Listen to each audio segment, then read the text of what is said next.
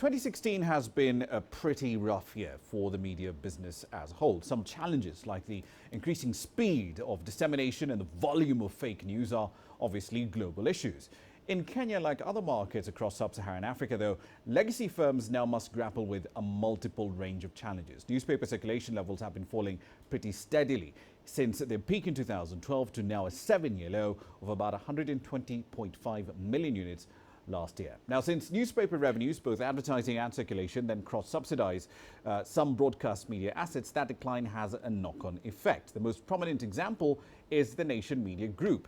It shut down all its radio broadcasting assets and one TV channel earlier this year.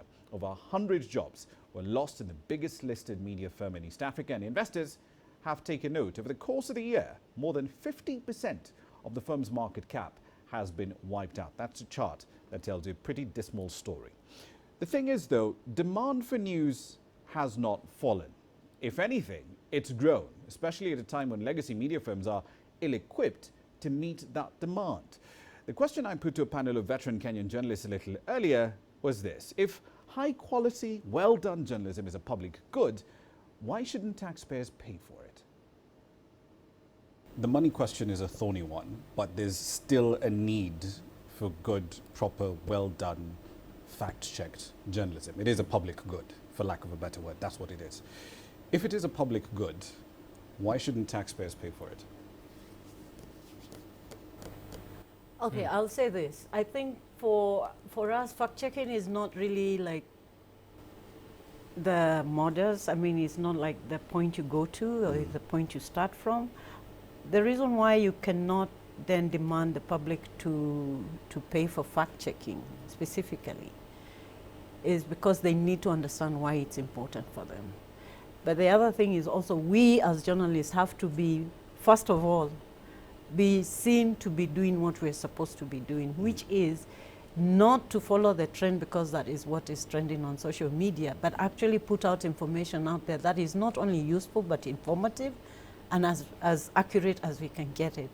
When they recognize the value of you, then when you ask them, okay, we are going to start something called fact-checking because we believe it's in your interest, it's part of our responsibility, but it's also in your interest to know what is actually going on. Then when you ask them for money, it might work. I know that specifically within, say, the East African context, public broadcasters have essentially been, for lack of a better word, state broadcasters. Yeah. We defend the government of the day. Yeah, because our definition of what is the role of a public broadcaster has been faulty from the beginning. Yes. It has been wrong because it's been, I mean, it all goes all the way back into the 60s when we became, or just before we became independent. Yeah.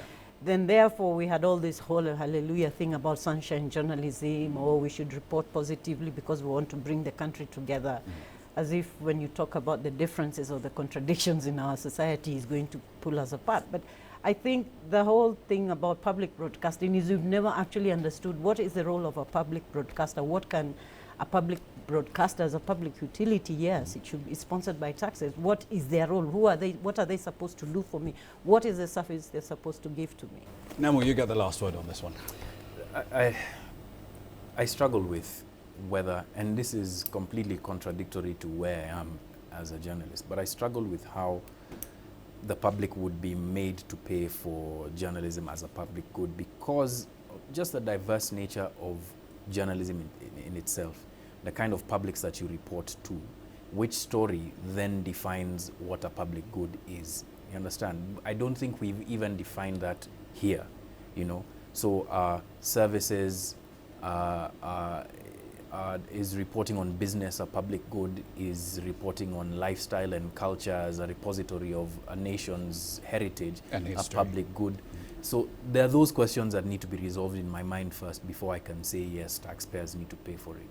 But insofar as the areas that we do agree on, there has to be, or there should be, some sort of contribution from the public. And it shouldn't be forced.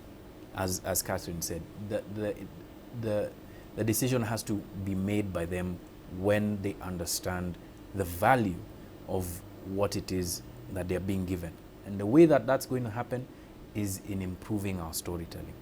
as long as facts, as long as issues continue to remain above the heads of the majority, of the prurient interest, then it'll never become something that people can latch onto and say, I need this as much as I need my milk and bread.